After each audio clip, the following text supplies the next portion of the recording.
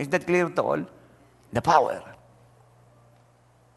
the immunity, the authority, the immortality, the eternal life, the power to become sons of God.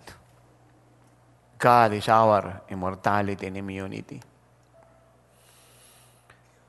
Beloved, as long we are in Christ and Christ is in us, we are all exempted in all of these things. Ito yung dapat maunawahan ng church, pati ng bagong mananampalataya. Ganito ka-importante itong Christian education na ito. Hindi ito theology, hindi ito teaching lang, hindi ito memorization ng chapter at verse. Ito ay God's biblical truth, God's biblical foundation. Hello. Lahat po ng ito na binanggit ko, mula sa kamatayan, sakit, karamdaman, diablo, demonyo sa impyerno, bagyo, lindol, earthquake, tsunami. Ito mga sitwasyon at pangyaring pangit, lahat po ito ay nasa ilalim ng ating kapangyarihan. Hello. And the greater the anointing, the greater the authority. And He gave some apostles, prophet, evangelists, pastors, teacher. The greater the anointing, the office, the greater the authority. And the head of the house is the father, and the mother, the eldest son or daughter, on and on and on. And the head of the company is the boss, the chairman, the president, the vice president. The greater the anointing, the greater the position, the greater the authority. And the head of the state is the president. He has the power and the authority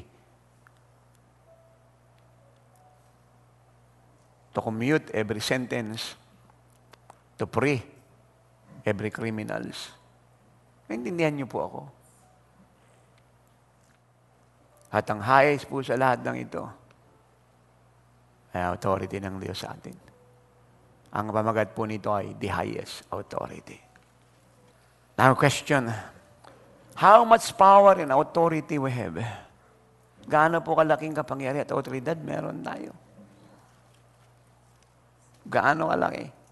Now, join me please in Ephesians 1, verse 19. Gaano kalaking kapangyarihan at autoridad meron po tayo? Verse 19 of Ephesians 1. At kung ano ang di masukat na kadakilaan ng kanyang kapangyarihan sa atin na sumasampalataya. Tayo po tinutukoy dito sa atin na sumasampalataya. Maliwanag po ba yun? Ayon sa paggawa ng kapangyarihan ng kanyang lakas. So the apostle is talking about the power of God to those who believe Him. And the apostle described how great is this power. And I quote again, verse 19. At kung ano ang di masukat na kadakilaan ng kanyang kapangyarihan, gaano po tayo kakapangyarihan? Gaano kalaki autoridad meron po tayo? Unlimited. Yan po ang sabi ng Ephesians 1:19. Unlimited. Unlimited, pwede mo siyang i-exercise sa lahat ng lugar, sa lahat ng bayan, sa lahat ng pamilya, sa lahat ng puok, sa lahat ng bansa, sa buong mundo. Unlimited. God. Glory to God. Kita nyo kung gaano kalaking kalungkutan ang nasa puso ng Diyos nang hindi siya naintindihan ng church. Yung confession niya, puro negative. Si Satan ay nagkakaroon ng ground para makagawa ng mali dahil ang church ay hindi nakakaintindi ng authority at power niya. Humihingi ng tulong sa secular, nasa kanya yung unlimited authority. Na lahat ay subject sa kanyang kapangyarihan. Amen. John 3:35. God have placed all things under His authority. Hello. Nilagay daw po ng Ama ang lahat ng bagay sa autoridad o kapamahalaan ng anak. Taas po rito yung kamay ng mga anak ng Diyos. Lahat daw po ay nilagay sa autoridad ng mga anak ng Diyos. Of course, sasabihin na naman ng mga hindi nakakaunawa ng truth, si Jesus tinutukoy niya, wala naman tayong problema. Si Jesus talaga, kaya nga lang sama sa amin siya eh. Kanina pa natin sinasabi yun eh. All authority comes from God. Have not Jesus said that to Pilate, all authority comes from God? At wala ka authority hihigit sa akin malibang pinayagan ka ng Diyos. All power and authority comes from God. Unlimited. Hindi mo lang siya pwedeng exercise sa Pangasinan, sa Nueva Ecija, Bulacan, sa Luzon, Visayas, Mindanao. You can exercise that in Asia, in Europe, in the Middle East, in America, in Africa, sa buong mundo. Glory to God. Ako po ay naniniwala, hindi nakagaya ng dati ang mga nakarinig ng katotohanan ito. Ako ay naniniwala na kung noon si Satanas pa ay nagmamakaawa, ako po ay naniniwala na makikiusap sa inyo ng gusto. Huwag natin siyang pahirapan. Gaano kalaking power at authority meron tayo? Unlimited. The Bible said in Philippians chapter 2, verse 10 and 11, na sa pangalan ni Jesus, lahat ng tuhod sa langit, sa lupa, at sa ilalim ng lupa, ay luluhod at magsasabi ng kanilang mga labi na siya ang Panginoon para sa karangalan ng Ama. Anong ibig sabihin nun? Gaano kalaki authority at power meron tayo? Unlimited, because Jesus is Lord. In the heaven, He is Lord in the earth, and He is Lord under the earth. So our power is unlimited because Jesus, who is Lord, is with us, for us, through us, with us forever. If God is for us, who can defeat us? And now is the time to use it. Taas po natin ang ating dalawang kamay mula ngayon.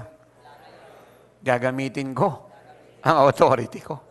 Laban sa kamatayan, sakit, karamdaman, kahirapan, lindol, bagyo, tsunami, tornado, pangyari, sitwasyon, usapin ng buhay, krisis, at ang mga anghel ay uutusan ko.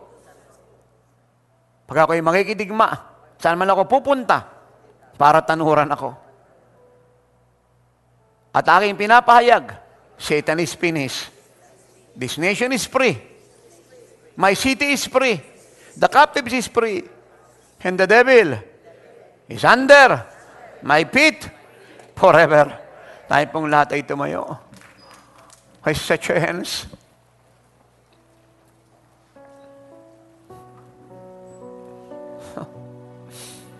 Upon this rock, I will build my church.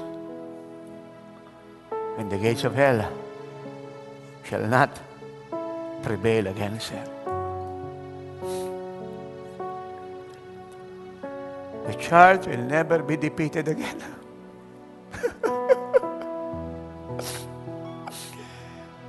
The devil will not have his way in God's people again. The devil will not manipulate the people of God again. The devil cannot deceive the people of God again. Satan was exposed to be deposed, or has already been destroyed. And today I decree in Jesus' name, Satan is finished and demon in hell. Lord, I ask tonight, let the wave of your glory fall.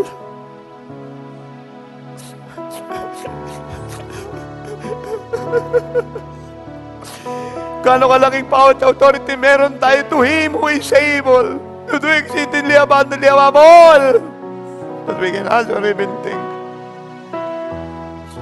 Ephesians 3:20, all authority in heaven and earth was given unto me, and I give that to you. So go therefore and win your city, make disciples of all nations.